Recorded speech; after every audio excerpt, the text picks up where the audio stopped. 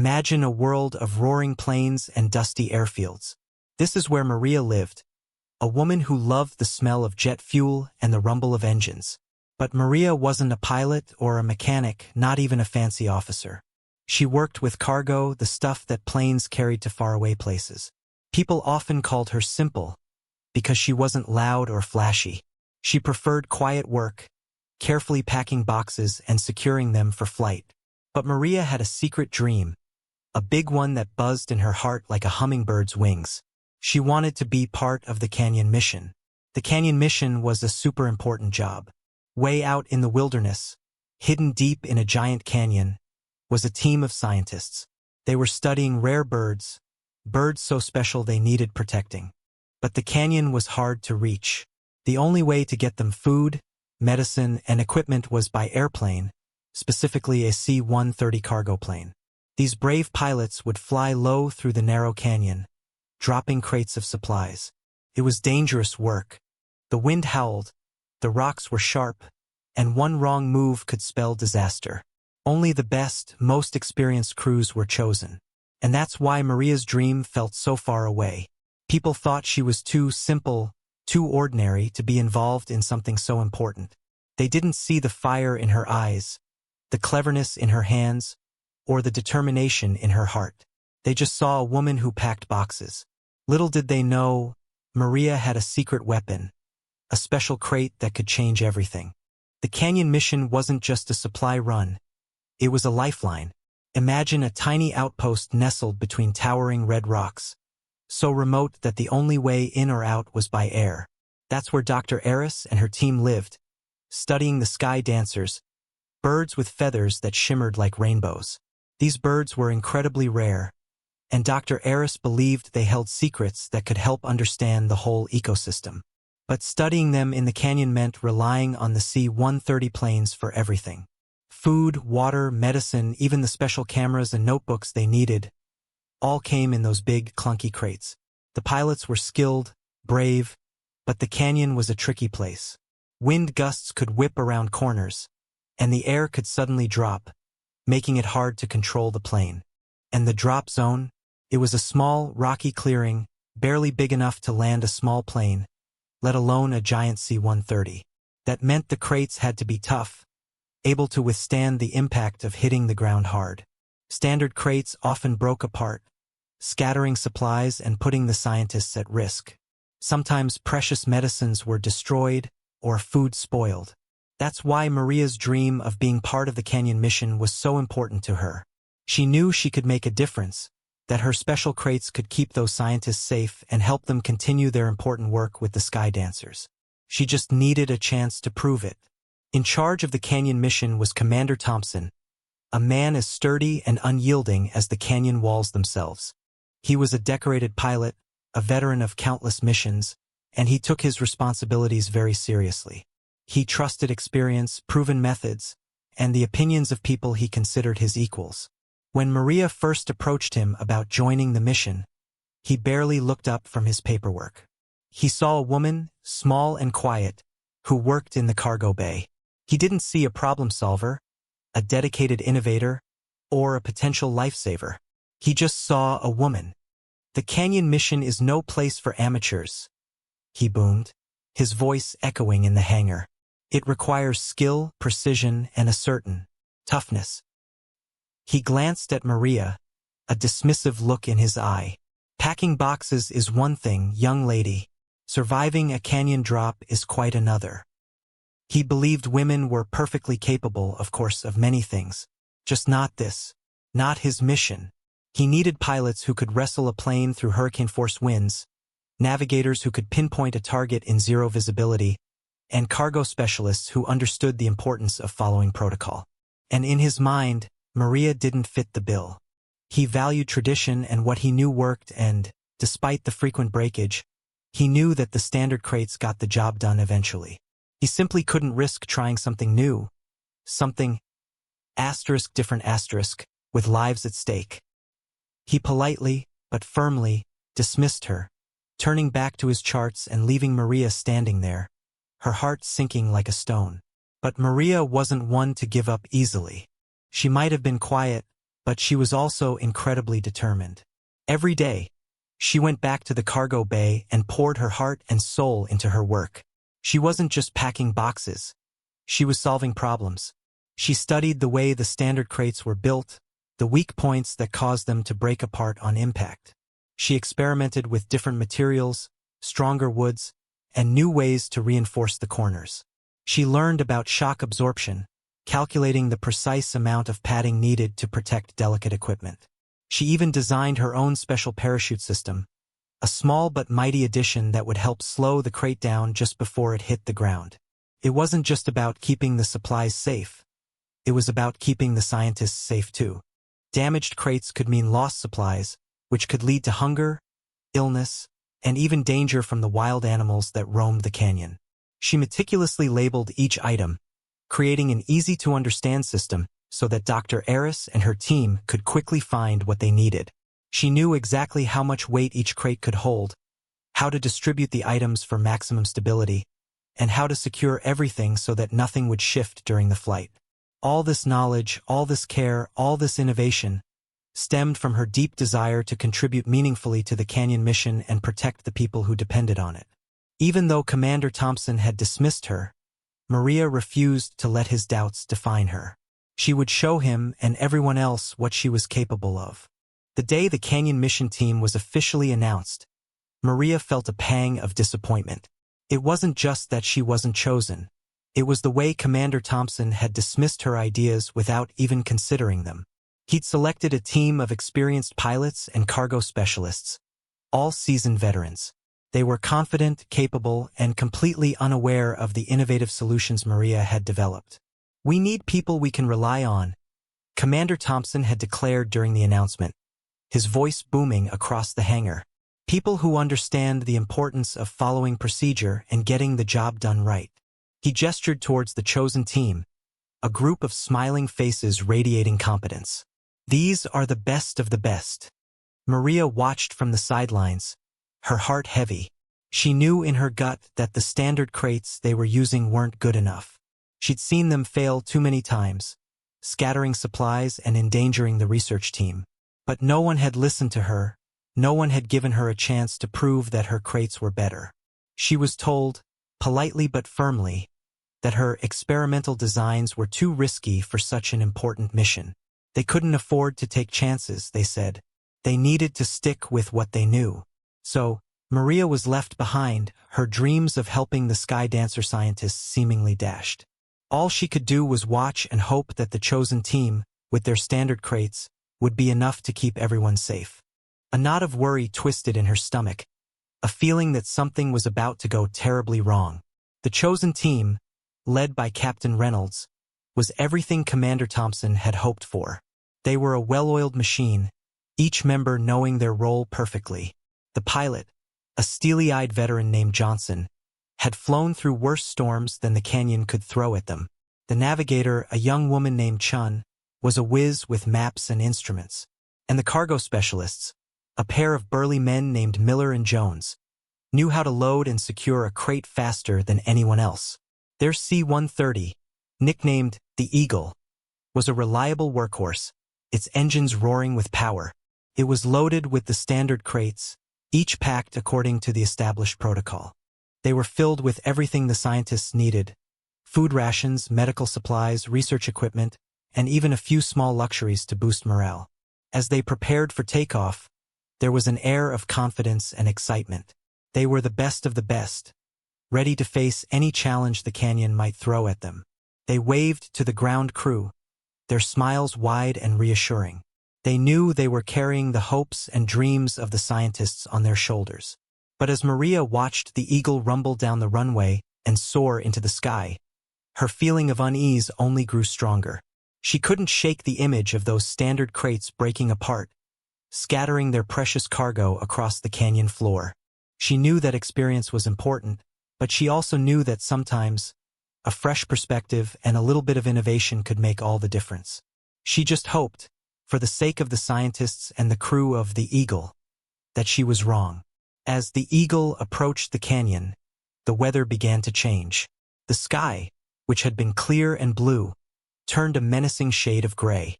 Strong winds buffeted the plane, causing it to rock and sway. Inside the cockpit, Captain Reynolds gripped the controls tightly, his brow furrowed with concentration.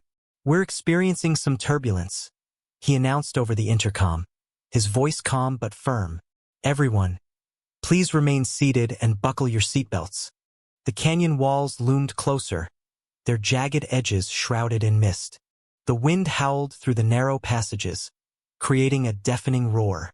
The plane bucked violently as it entered the canyon, making it difficult to maintain a steady course.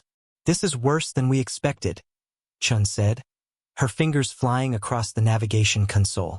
"The wind shear is unpredictable." Despite the challenging conditions, Johnson skillfully maneuvered the Eagle through the treacherous airspace. He'd flown through worse storms before, and he was determined to deliver the supplies safely to the scientists. As they approached the drop zone, the weather worsened. Rain lashed against the windshield, blurring their vision. The wind threatened to push the plane off course. It was a perfect storm, a combination of factors that made the mission incredibly dangerous. Maria's premonition was beginning to feel like a chilling reality. The experienced team, the reliable plane, and the standard crates were about to face their ultimate test. The first supply drop was a disaster. Miller and Jones, the cargo specialists, released the first crate, watching as it tumbled towards the ground. But the wind caught it, twisting it violently in the air. Instead of landing smoothly in the designated drop zone, it slammed against a rocky outcrop. The crate splintered apart, sending food rations, medical supplies, and equipment scattering across the canyon floor. Dr. Eris and her team watched in dismay as their precious supplies were destroyed. "We have a problem," Dr. Eris radioed back to the Eagle, her voice filled with concern. "The first crate broke apart on impact. We lost a significant amount of supplies." Captain Reynolds's heart sank. He knew that every crate was vital to the survival of the research team. He ordered Miller and Jones to reinforce the remaining crates, adding extra padding and securing the latches more tightly. But the second drop was no better. Despite their best efforts, the crate still broke apart upon impact, scattering even more supplies across the canyon. The wind was simply too strong, the drop zone too small, and the standard crates too fragile. Panic began to set in. The scientists were running low on food and medicine. The weather was worsening, making it even more difficult to retrieve the scattered supplies. They were stranded, vulnerable, and in desperate need of help. Maria's worst fears had come true. The standard crates had failed, and the canyon mission was on the brink of collapse. Back at the base, Commander Thompson received the news with a grim expression. He listened intently as Captain Reynolds described the failed drops and the dire situation of the research team. The weight of responsibility pressed down on him. He had made a decision based on experience and tradition, and it had backfired spectacularly. "We're running out of options, Commander," Captain Reynolds said, his voice laced with desperation. "The weather is getting worse, and we've lost most of the supplies. If we don't get something to them soon, they won't make it." Commander Thompson closed his eyes, his mind racing. He had to think of something, anything, to save those scientists. He reviewed the mission plan, searching for a solution, a loophole, anything he might have overlooked. Then, a memory flashed through his mind. Maria, standing before him, her eyes shining with determination, her hands gesturing towards her innovative crate design. He had dismissed her, underestimated her, because she was just a woman. But now, with the lives of the scientists hanging in the balance, he realized he had made a terrible mistake. He picked up the phone, his voice filled with a newfound urgency. "Get Maria," he barked into the receiver. "Bring her to my office immediately."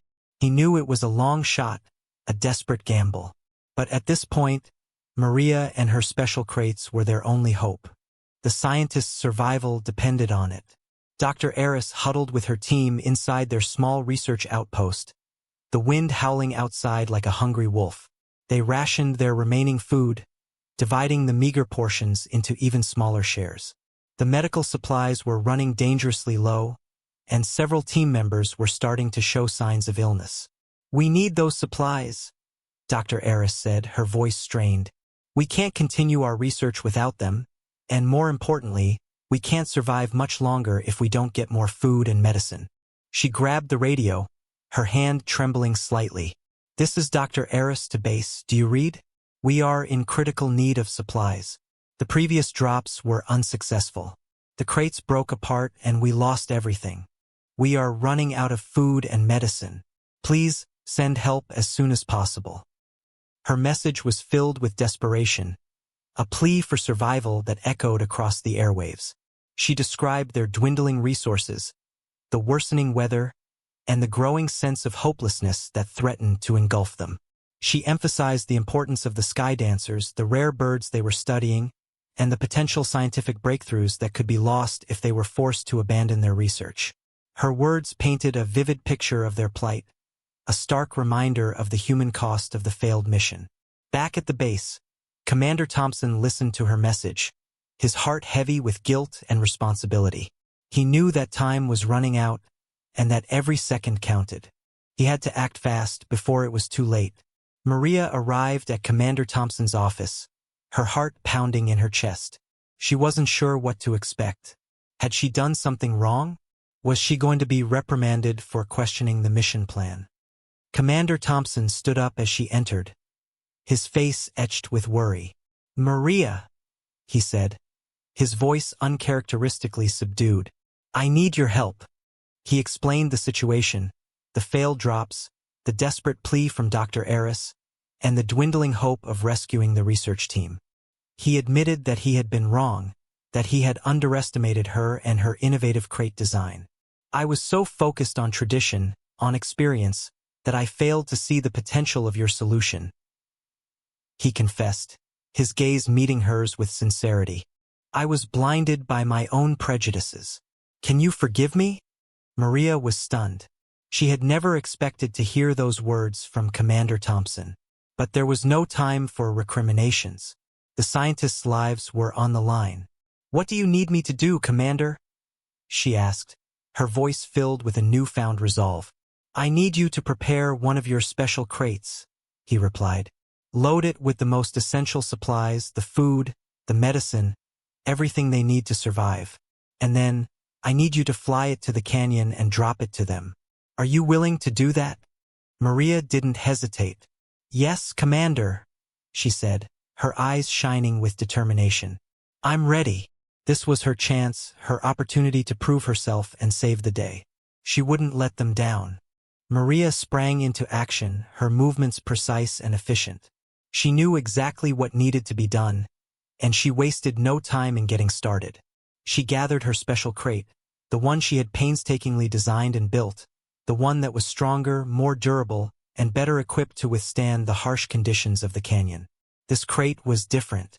It was made of reinforced steel and impact-resistant wood. It had extra padding to protect the contents from damage, and a special parachute system to ensure a smooth landing. It was designed for high-impact landings, built to withstand the worst that the canyon could throw at it. She carefully loaded the crate with the most essential supplies: high-protein food rations, clean water, antibiotics, bandages, and a satellite phone for communication. She knew that these items were crucial to the survival of the research team.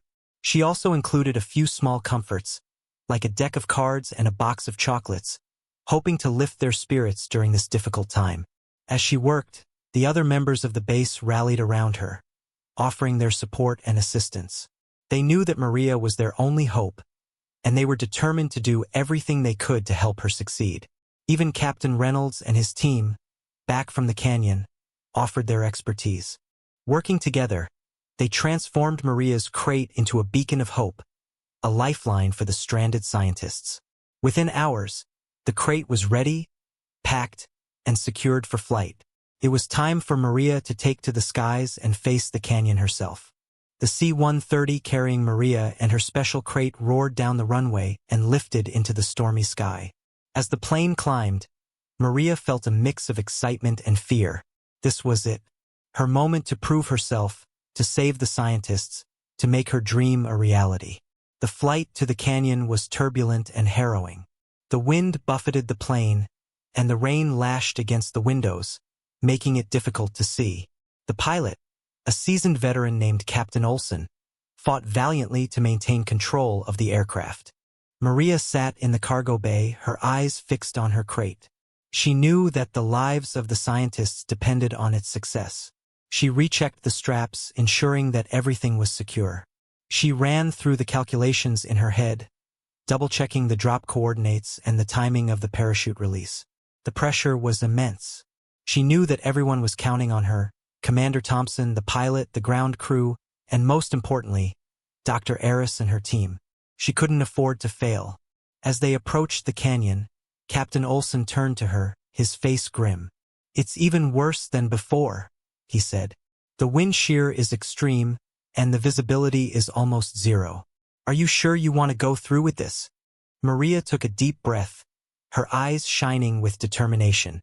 "Yes, Captain," she said. "We have to try. Those scientists are counting on us." She knew it was risky, but she was willing to do whatever it took to save them. She had come too far to turn back now. The canyon awaited, and Maria was ready to face it. As they approached the drop zone, Maria's heart pounded in her chest. This was the moment of truth. She focused all her attention on the calculations, adjusting for the wind speed, the altitude, and the trajectory of the plane. She had to be precise. There was no room for error. "Ready for drop in 3, 2, 1, Captain Olson announced, his voice tense but steady. Maria took a deep breath and activated the release mechanism. The crate slid out of the cargo bay and plummeted towards the canyon floor. This was where Maria's design would be put to the test. First, the aerodynamic fins on the crate deployed, stabilizing it in the air and preventing it from spinning out of control. Then, at the precise moment, the parachute system activated, slowing the crate down just before it hit the ground. Dr. Eris and her team watched with bated breath as the crate descended, its parachute billowing in the wind. They had seen the previous crates break apart, and they had little hope that this one would be any different. But as the crate neared the ground, they realized that something was different. It was descending smoothly, its parachute providing a gentle cushion against the impact. And then, with a soft thud, it landed safely in the drop zone, intact and undamaged. Maria's crate had worked. A cheer erupted from the research outpost, a sound of jubilation and relief that echoed through the canyon. Dr. Eris and her team rushed to the crate, their faces beaming with joy. They carefully opened it, their eyes widening with amazement as they saw the neatly organized supplies. There was food, water, medicine, and even a satellite phone to call home. "It's a miracle!" one of the scientists exclaimed, his voice filled with emotion. "We're saved." They quickly distributed the supplies, their strength returning with each bite of food and each sip of water. The antibiotics helped to fight off the illnesses, and the bandages helped to heal the wounds. The satellite phone allowed them to contact their families and let them know that they were safe. But more than just the supplies, Maria's crate delivered something even more important: hope. It showed them that someone cared, that someone was willing to go above and beyond to help them in their time of need. It reminded them that even in the darkest of times, there is always light to be found. Back at the base, Commander Thompson received the news with a sigh of relief. He had been pacing back and forth in his office, his anxiety growing with each passing minute. When he heard that Maria's crate had landed safely, a wave of emotion washed over him. He had made a mistake, but thanks to Maria's courage and ingenuity, he had been able to correct it.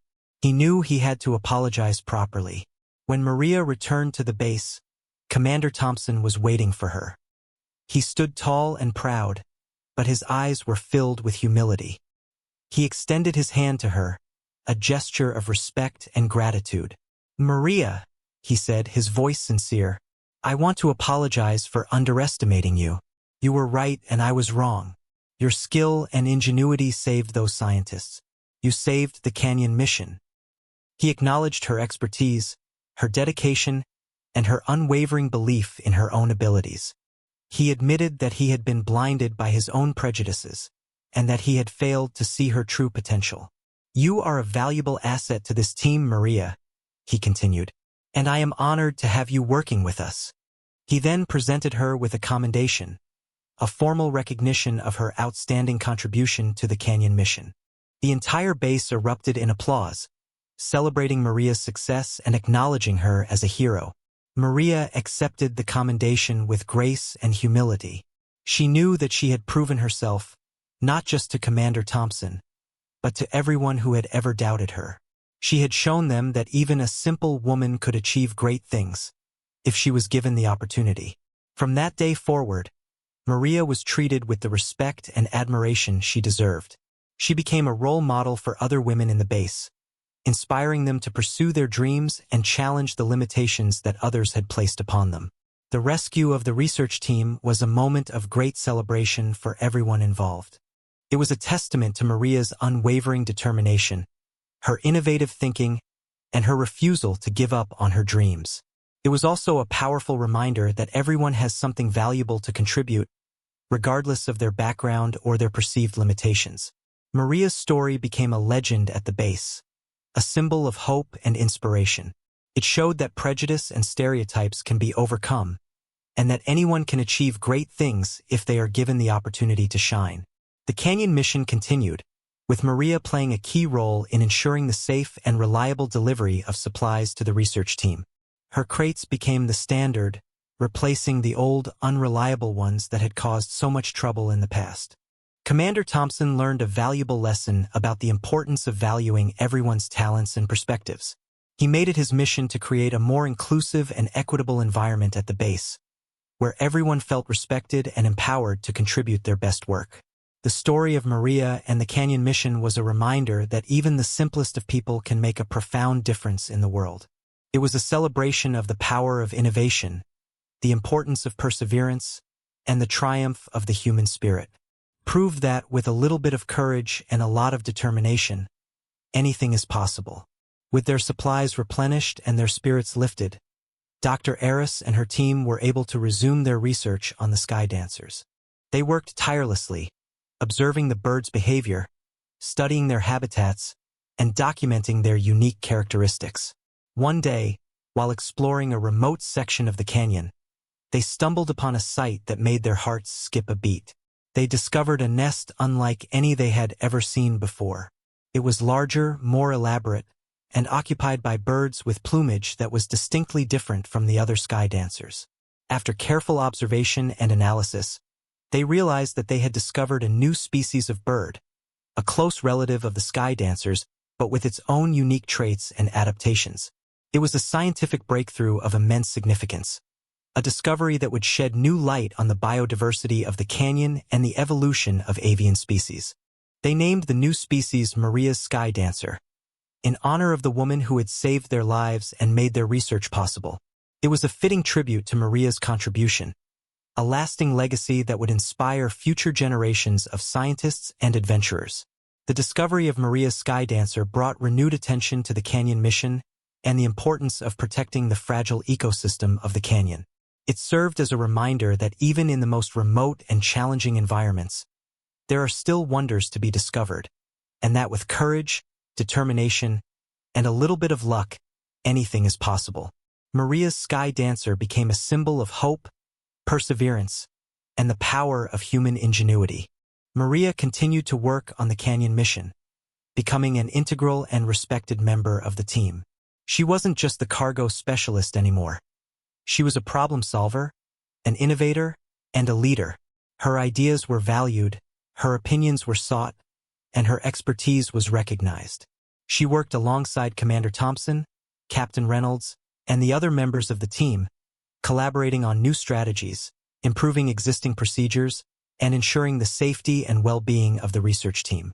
She proved that anyone, regardless of their background or their initial limitations, can achieve great things if they are given the opportunity to learn, grow, and contribute their unique talents.